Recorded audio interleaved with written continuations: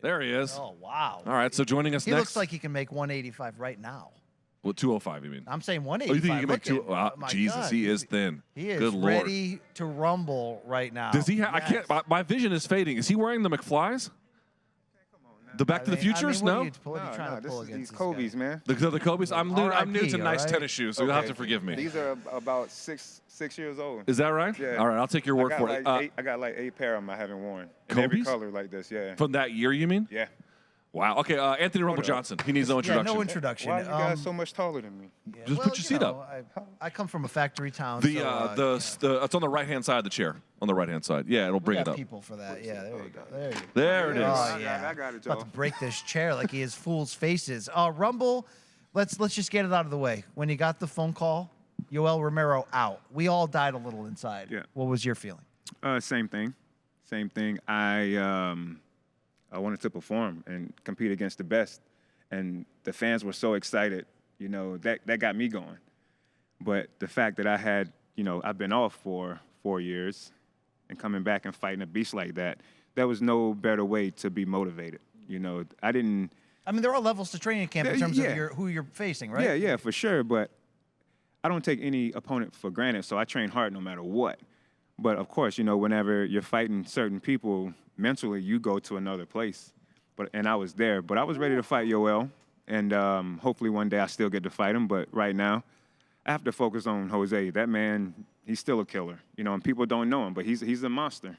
How excited are you to be back? You seem like you're. I was telling him, relative to the last time I saw you was you did a scrum at the UFC 214 event. You were backstage, and we talked about all your businesses you were getting into, and you seemed. GSP was the same way when he was on. I interviewed him right before his Hendricks fight. A little burned out. You seemed a little burned out. You don't seem burned out. You seem like you're really refreshed. Yeah, being away for 4 years can do a lot, a lot of ups and downs. Some sweet chiba. Some sweet everything. Yeah, yeah. Sweet everything. I needed to be away, but yeah, I was burnt out, man. It was a lot. A lot of people think that the fact that we're professional athletes, they think is lights, camera, action. They don't truly understand. We're walking around on eggshells. We have to be careful. It's stressful. It's a lot of stress that goes on our plate. You know what I mean? And we have the same 24 hours as everybody else. But within that 24 hours, we have sometimes just some stuff we got to deal with, and it's a lot, And I just wanted to step away and clear my head and clear my heart and just everything, clear everything. Would you have guessed it would be 4 years that the break turned out to be? Yeah. When you decided to hang him up, I had no intentions of coming back. None. I was absolutely burnt out and just done with the sport. I think once I retired, I had maybe watched 2 fights. Wow. Over that period of time. One was Paulie yelling at Artem's crew. I know you were there for that. I was right there. But then, I watched DC and Stipe, the rematch, and it just lit a fire under me again, Is that the turning point? Yeah. The second really fight, was. not the second third. fight, the Yeah. rematch. What was it about that fight that got the itching? Just the competition, just the competitiveness that those two men have. And whenever I saw them fight, some people talked about it. I've seen it online, and some people talked about how it wasn't that great of a fight. Some people think it wasn't that entertaining because whenever you got 2 guys of that caliber, it's a chess match. Yes, it's not just going out there and just banging. It's not like that. It's never going to happen. I saw magic happen when I saw those 2 men fight, and it just made me want to compete against them. The second of the 3 fights is the best one, right? Yeah, Yes. yeah. But some people, they don't understand the sport. They don't understand athletes. They don't understand, almost anything. But I saw just magic happen out there, and I was like, you know what? I may be fat, but I can still compete with those guys. What's the biggest you got? I don't know. I'm going to say 280 because I stepped on the scale and it said 280. So I'm going to stick with 280. So what was the key to getting down? I mean, you're training your ass off, but did you get a nutritionist? Did it come off easy? My best friend, she's a private chef. She helped me out, cooks very, very clean, and just being consistent and still, when I was bigger, I wasn't even running. I was walking every day, walking a couple miles every day, and then eventually I just started jogging. So all these people that say they can't lose the weight, they can do it. You just got to start slow. Don't go out there and just try and go 100% right out the gate, because then that's whenever you lose the motivation and don't want to do it because you're burnt out. You just don't want to do it because it's painful. It's painful. But I ate good. My circle got smaller. My support got stronger. I was happy. When you're happy, you do anything and everything that's the best for you, and that's what I've been doing. You keep a tight circle too. You don't let any. That's just because I'm a loser. That's different. That's different than a winner having to edit his circle. I like the props you gave Jose Augusto, who took the fight on short notice, and we just had him at this desk. Yeah, dude, and not everyone's doing that. You know that. I don't bring this Taking up. a fight on short notice against you. They don't have to fight him. That's my thing. They don't have to fight him. Yeah. So why would they think any different? They don't have to fight him. They get to sit on the couch or go to the bar and watch the fight, or wherever they're going to watch it. They don't have to get punched. They don't have to get kicked. They don't have to grapple. They don't have to Are you lose the sore weight. at fans or media or both? Because there's some ignorant motherfuckers out there, all right? Yeah. No, I'm not. Nobody. We're on the same side of this, all right? You just sat closer to him. I don't know if he's actually on your side. Nobody, man. That's just how I think. That's the way I see it. Because I have taken somebody for granted before, back when I was younger, for wrestling, like in high school and stuff. And I beat the guy first time, and then we had a rematch, and he beat me. Then we had a third wrestling match, and I destroyed him. I should have never lost to him, but I took him for granted. My granddad told me never take a man for granted, and ever since then, I haven't did that. This is a weird question. Do you feel as good as you felt when you were previously at 205? Yep. Not in terms of, that burnout was probably part of a whole thing, but like when you're back at this weight and training, you're like, right, this is like riding a bicycle. I'm back. Yeah. I mean, after training for the last year and a half, I feel like this is just where I'm supposed to be. My weight. Didn't rush it. He didn't rush it. No, at I didn't all, rush man. it at all. 2020 slowed down a lot of stuff for everybody. But coming back at the pace that I've come back at, I just feel like this is where I'm supposed to be. I'm not 32 and early 30s. I'm 37, and I can tell the difference. So I took my time with this whole thing. I didn't rush it because some people want to come out of retirement and just jump right back in the ringer. You know what I mean? And I don't want to do that. I just took my time, and everything's about timing. Is it safe to say people don't like to tell gym stories for a reason that you're just dropping dudes in sparring? I haven't. I mean, they're just turning their lights out. Look at me. okay? I don't believe you. Okay? No. I don't believe you. I mean, I haven't dropped anybody lately. He means like today. This calendar day. Yes. No, my teammates, they keep their hands up now. They know not to play around with me. But I have some very durable teammates, and they give me a look. Everybody has a different style. You know what I mean? We all train the same moves, but they do their own thing, and we train hard. But I don't try to knock my teammates out, but I go hard. What's your weight right at this moment? Do you know?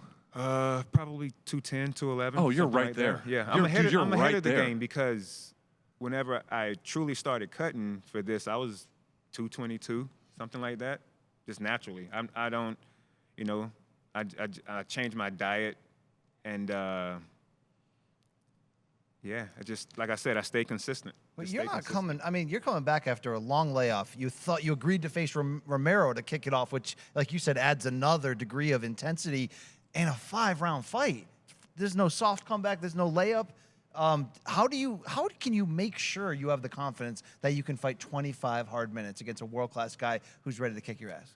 Just train hard and believe in yourself. That's all you need to do, and have the right support system. And I got that. You say it feels different at 37, but again, I don't want to overstate the comparison because there's plenty of differences, but it's a little bit like a St. Pierre 38 when he came back to fight Bisping. He was gone for 4 years. Okay, so he was numerically older, but dude, you weren't getting beat up the last 4 years. You wouldn't have grinding ass camps the last 4 years. Well, in any of my fights, I truly never took a lot of damage. That's true. I mean, the one person that beat me up is DC. Okay, but there was no weight cuts. There was no weight nothing, cuts. yeah. My body had plenty of time to recover and all of that stuff to rest. And I don't think people realize that they need that more than they think. Like, you have a fight, you take your time off or whatever. Yeah, you giving yourself recovery time. But if you truly take like a year off or so, whenever you need it, it works, wonders for you, man.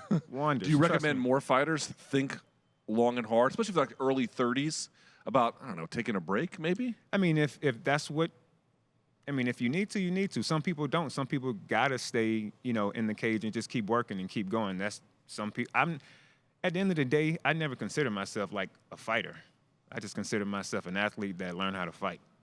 Like, there's some people that were fighters that are made for fighting. Chuck Liddell, I said it. He was a fighter. You know what I mean? You got guys like, who else? One of my favorite fighters is John Lineker. He's a fighter. Right. You know what I mean? Right. Then you get people like myself, Demetrius Johnson. We're athletes that Learn how to fight. Learn how to fight. Yeah. GSP, athlete, learn how to fight. Right, I you see. know what I mean? Some of us just aren't fighters. Some of us aren't made that way. But we're just athletes that have a reason to fight because we have that burning desire to compete. Your fights, in terms of the quarterfinal round matchups to kick off this tournament, is the last of the 4. So you already got to see Vadim Nemkov defeat Phil Davis in the rematch. Corey Anderson looked great against Stavlitzan. Ryan Bader advanced in a rematch against Machida. What'd you learn about watching those guys in terms of, I may have to face that guy in the final, Nothing. All right. I didn't watch any of them. No? None. Why? Because I don't have to fight them right now. So if you do, you will go back and review it? Yeah, see. I will. I had a killer in Yoel Romero. Right. He had something to prove. I had something to prove. So why am I going to think about anything outside of that? I know. See, being a fighter at your level, it's so much about focus, compartmentalizing what has to be put in a certain place, and then just staying disciplined. Us, we just let our imaginations Yeah. run wild. Fans are the same way. Yeah. You know what I mean? They don't get that. A lot of them don't get that. I can't say all, but a lot of them don't get it. Once again, whenever you think about all the other stuff, that's whenever you take the other person for granted. That's the way I feel about it. So why am I going to pay attention to Nemkov? I like that. Why am I that. going to pay attention to Bader? Why am I going to pay attention to Corey? Right. It'll get in your head at some point, right? I respect all of them. We're all elite, but I'm not fighting them. So why am I even going to put 1% of my effort into thinking about them? It was interesting. You already had the win over Phil, but he got beat. Mm-hmm. You have the win over Bader. Again, you're not thinking about them, but now that I'm asking you, is there? You don't want to run those back, do you? You already won. If it comes down to it, if we run into each other again, Right, it's a tournament, yeah. That's just what happens. Phil looked like Phil. Bader looked like Bader. Corey's the grinder that he is. I have seen Nemkov fight. Whenever you're coming back, you want to see who is who.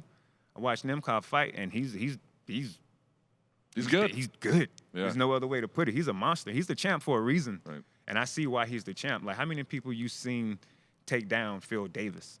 And he's a great wrestler. Right.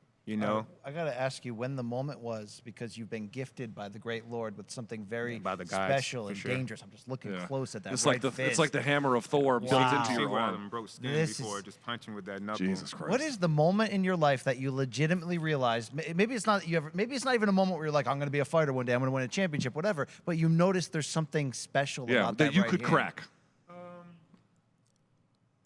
I was younger, obviously. I lived in L.A. I was training at Shootbox USA. No way. Yeah, on Melrose and La Brea. That's an old school reference. Yeah, Jeez, yeah. okay. That was, I don't know if the futon spot is still there, but the gas station is closed down now. Right. I was getting beat up by a guy named George Oliveira. Glover Texera has fought him. Whenever Tap Out had their show and Glover was on it, he knocked him out in like 5 seconds or something like that. He was my teammate at the time, and he was coming in the gym and just beating me up, just punching me, dude. And I just remember how I got tired of it. I got tired of it, man. I remember I was about to take a shower. And you seen those memes where dudes look in the mirror and they're like, I'm going to do this, I'm going to do that, and she can't stop me or something like that. Yeah, Memes like, I said that to myself. I said, man, I'm fighting back tomorrow. I'm not taking these punches anymore. And the next day we sparred. And I just went crazy on him, and I started hitting him and cracking him with right hands and stuff like that, and I just kept evolving. So 21, 22, I learned that I could actually punch, but you got to take your lumps and stuff like that to understand who you are. But that's And a I did. superpower. I always wished I could just walk out on a court Yeah, and that be able dim to mock. dunk for an hour, or just walk into a club and just be like, yep. Yeah, see, when you're zeros like us, Yep. it's quite an interesting power to watch another man have. Well, you do this better than I do, so maybe one day we can trade. Yeah, but it's not this is nearly as cool. boring. This is boring. It's just not as cool. you know. All right. By the way, before you go, you're still in the weed business, right? Yeah. Dude, even since I spoke to you again at 214, the world has turned upside down in terms of. Yes. Because I remember Everywhere. before you told me most of your business was in Canada, if I recall. Because Yes. at the time, U.S. wasn't ready. Geez, seems like the U.S. is getting ready. Times have changed. Yeah. Times have What changed. do you do inside the marijuana business? I'm one of the owners. We try to, we're going to start building dispensaries, grow houses, partnering up with different, companies and stuff like that. We're trying to put our hands in everything, real estate, Coffee. He's in the coffee. coffee. I'm in the coffee business. Wow. I'm with a company called Brand Brain Media now.